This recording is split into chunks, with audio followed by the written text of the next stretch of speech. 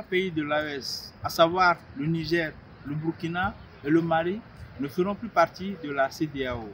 C'est la décision qui sera prise le 15 décembre prochain lors de la réunion des pays de la CEDEAO. Aujourd'hui, dans notre micro-trottoir, nous allons nous promener dans les artères de la capitale sénégalaise pour poser une seule question à nos concitoyens. Est-ce que cette réunion prévue le 15 décembre prochain n'est-elle pas une occasion pour les pays de la CEDEAO de refaire les bases de leur organisation pour réduire l'influence des pays étrangers, en l'occurrence la France? Suivez-nous pour ce nouveau reportage.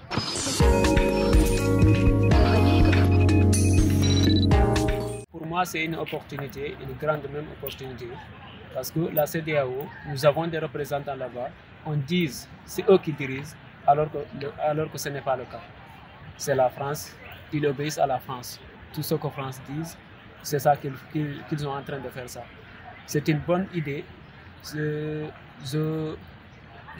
félicite les pays de la Burkina, le Mali et le Niger de se débarrasser de la France.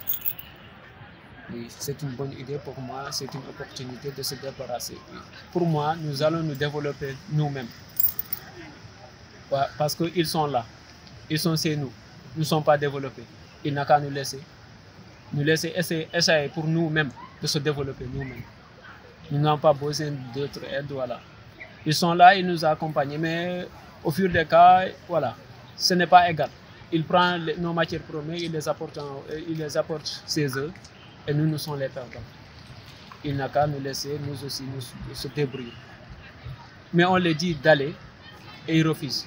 C'est parce qu'ils ont leur intérêt dans notre pays. Nous-mêmes, que nous soyons autonomes, être indépendants de nous-mêmes, développons nos relations dans les pays partants de la CEDEAO ensemble. Moi, je pense que le retrait des États de l'AES, que ce soit le Niger, le Mali et le Burkina, bon, pour moi, il faut que les États de la communauté économique de l'Ouest Afrique organisent un dialogue afin de ramener les États de l'AES. Parce que pour combattre quelque chose, moi je pense que, à mon avis, je pense que le retrait des États, de ces États-là, bon, ont joué une rôle dans lequel, parce que aujourd'hui, la question qui se pose, c'est l'influence que la France joue dans ces États. Alors que pour moi, pour éradiquer ce fléau, il faut que ces États viennent et qu'on l'organise. Parce que l'union fait la force. Si ces États reviennent et qu'on revoit l'encadrement de la CEDEAO, son organisation, pour faire face à cette fléau. Parce qu'aujourd'hui, c'est la France qui sur l'Afrique, c'est la France qui est au monopole sur le plan financier, sur le plan, que ça soit sur le plan économique. La France a trop d'influence sur l'Afrique. Si on veut éradiquer cela, il faut qu'on se réunisse. Tu vois, il faut qu'on se réunisse pour faire face à la France. Voilà. Parce que on peut pas, la France ne peut pas nous prendre comment dirais-je. Parce que c'est voir que c'est la France qui a notre porte-monnaie. Notre porte-monnaie, c'est la France qui le garde. Si aujourd'hui, moi, je veux faire quelque chose à mon pays, il faut que je demande l'avis de la France pour que me donne. Alors que ça, c'est pas normal. Parce que nous sommes un pays souverain. On est souverain, mais pas, vu la situation de la CEDEAO, les pays ne sont pas tellement indépendants. Alors que les pays, ils disent soi-disant indépendants, alors qu'ils ne sont pas. Parce que la France est au contrôle de tout. L'intégration n'est pas tout à fait complète, comme l'intégration dans les pays de l'Union européenne, comme c'est le cas de l'Union européenne. En Afrique, l'intégration n'est pas assez complète. Il faut pour l'intégration, il y a des déficiences et des défis. Par exemple, pour les devises anciennes, par exemple, certains disent que pour une bonne intégration, il faut partir au niveau continental, commencer au niveau continental. D'autres pensent qu'on doit partir au niveau sous-régional pour se propulser au niveau continental. Pour les définir, il y a des concurrences.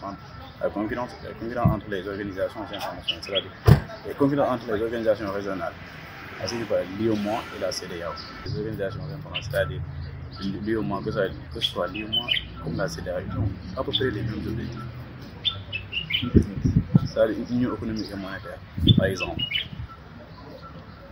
L'Union économique et monétaire, c'est l'affirmation de l'IOMOA. On voit nettement que l'IOMOA, ils prônent une union économique et monétaire.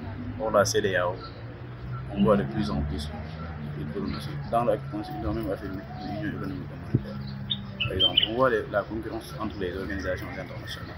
Normalement, effectivement, il est temps que la CEDEAO de réduire l'influence de la France en Afrique de l'Ouest.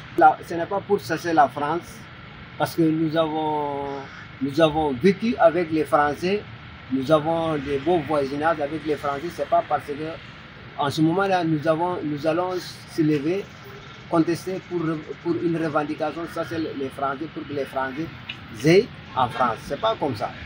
Mais le fait que les Français restent ici, il faut que les Français aussi nous respectent. Ça peut être que la France finance la CEDEAO.